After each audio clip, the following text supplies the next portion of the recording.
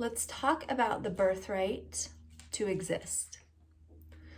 So every human being that comes to this planet has the right to be here.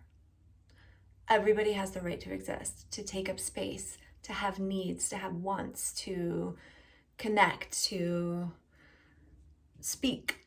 And yet sometimes something happens in the early developmental stages that impair that birthright.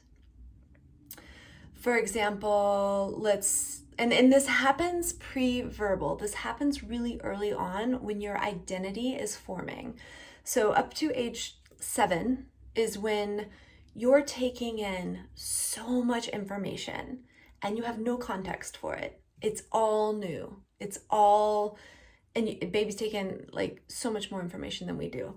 And your brain is putting all these pieces together and creating a world with rules and rules for survival and rules for belonging. And you're taking all these things in and you're noticing all these things happening, and you're putting the pieces together like, okay, figuring out how to survive in the world and how to secure love, safety, and belonging from these people who are your parents, because you know, as an infant, your survival is dependent on this adult. So you're learning their rules. You're learning how to stay connected. And when you're pre-verbal, when you're just taking all this new information in, you don't have context. So let's say you're a month old. You have a need to be held, to be fed, to be changed. You're scared, you're alone. And yet you're left in a room to cry because mom is so depressed that she can't get out of bed right now. And this is no shame on moms. Postpartum depression is real. This is just an example of how this happens. None of us as mothers intend to do this to our children. It doesn't matter what happened or why it happened when we're doing the work of healing these birthrights. The only thing that matters, the only thing that's important, because it's not about blame, the only thing that's important is uncovering the meaning you were making in that moment. So there's a little caveat, because that can get tricky as parents. When I was learning this, I just thought of all the ways I fucked up my kids, and it was really hard, and I had to move through that. So, but you're an infant. You're screaming, crying, begging someone to come and just care for you. And nobody comes. What is an infant mind to make of that? Well, it's too scary for an infant to think something's wrong with my caregiver, because if that's true, then I'm screwed. So the caregiver has to stay strong, competent, whole. So the only thing that is safe to believe in that moment for a developing mind is something's wrong with me. There's something I'm doing wrong. There's something wrong, broken, shameful, unwanted in me. That's why no one's coming. The baby's not able to say like, yeah, I have a right to be held and loved and nurtured right now, but my mom can't because she's impaired. We don't think that way, right? So all you're thinking in your infant mind, not even in words yet, because you don't have language, it's imprinting into you. I don't have the right to be here. I don't have the right to exist, clearly. Or someone would be taking care of me. And this shows up, and why this is important. So it imprints into your identity. And it's so subtle and it's so buried deep in there because remember, it's happening pre-verbal, right? So you don't even realize you're believing this to be true about yourself. You don't realize you're functioning from this impaired identity of someone who doesn't have a right to exist. How it shows up is, you may think like, I don't have the right to exist. You may have thoughts like, I'm a mistake, or me being here is taking away from someone else. Like I shouldn't be taking up space. There's no room for me. I don't belong. I don't fit in.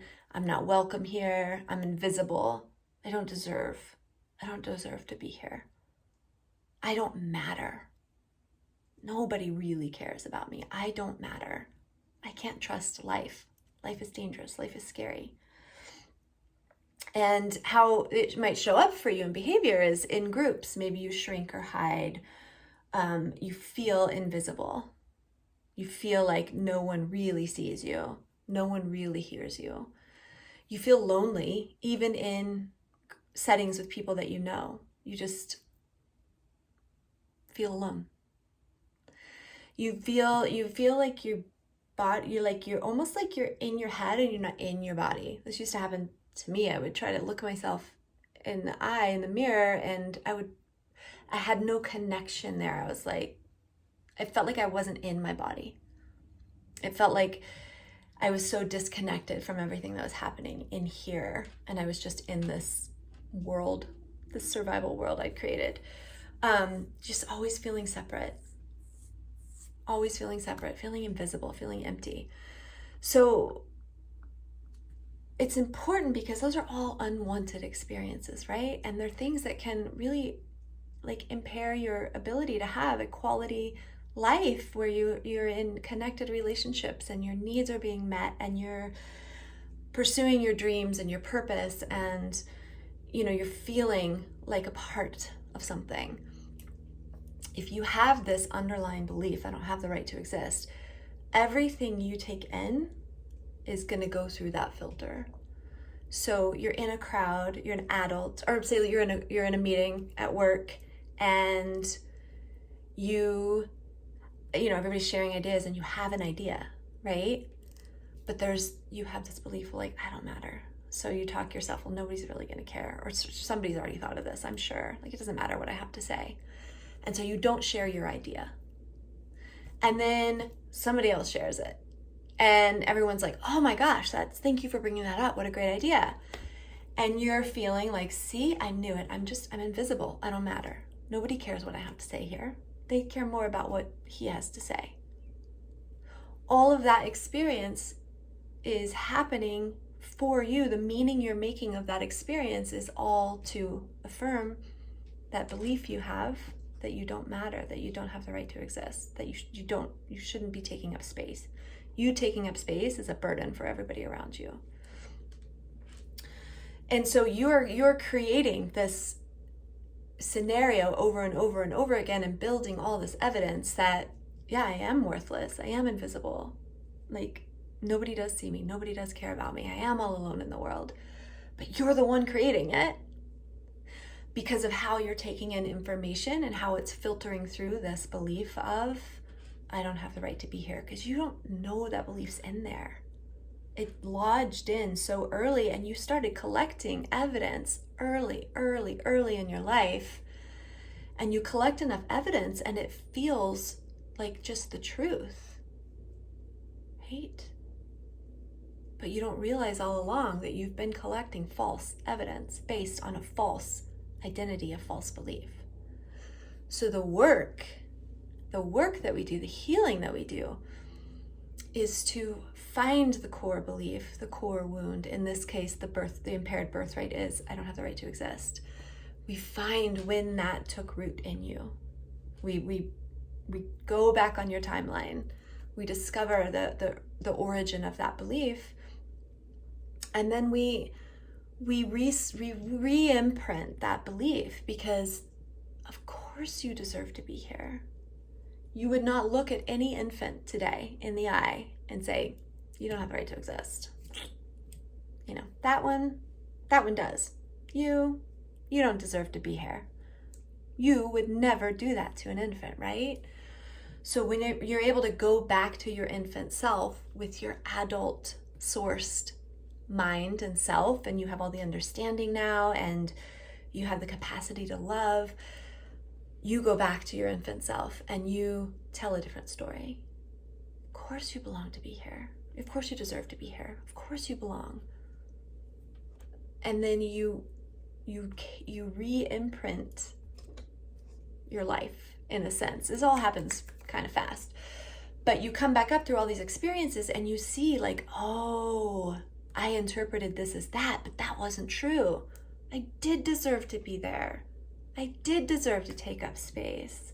People did see me. I just couldn't see that because I believed I was invisible. Like, your whole world shifts a lot. And the new belief becomes, I have a right to be here. I'm worthy just because I am. I'm safe in my body. It's safe to exist. I am part of this life. People want to know me and want to love me. I belong. Like, can you imagine how different your life will be when you're believing those things to be true? You're going to walk into a room and you're going to connect with people because you believe you belong to be there. Believe you belong there. You're going to share your ideas and people are going to hear you and see your brilliance because you have a right to share. You have a right to take up space. You have a right for people to pause and listen to what you have to say. You're going to connect with people on a deeper level because you're in your body and you're here and you believe you're worthy of connection. And so you experience the connection. Your life just takes on a whole new color and meaning, and it heals. We heal your life. So it's really powerful work to do. And, you know, we can, as coaches, we can coach your brain a lot. We can coach your beliefs a lot. You can change your actions to have a different experience. But sometimes there's things in life that you just feel like you can't break through. There's experiences, painful experiences that you keep recreating over and over and over and over. And like, why do I feel like I'm all alone, even though I know I'm not? Why? You can't think your way out of that one. You have to go back and you have to heal the belief. You have to heal the feeling of not belonging, of not having a right to exist. When you heal yourself on that core cellular level, on the body level, on the somatic level, you heal the emotion that goes along with that impaired belief. And you give yourself a new emotion to experience. Then you start collecting new evidence. Your life changes.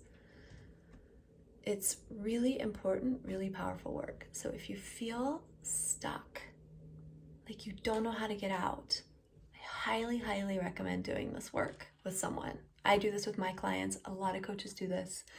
Really important work to do. And there's 5 more birthrights, which I'll share about in subsequent videos. But I wanted to start with the first one, which is a fundamental one, the right to exist. If this speaks to me, you can find my information below and you can reach out to me and ask questions. We can talk about working together, whatever would serve you. But do the work. Do the work. It's worth it. All right. I love you.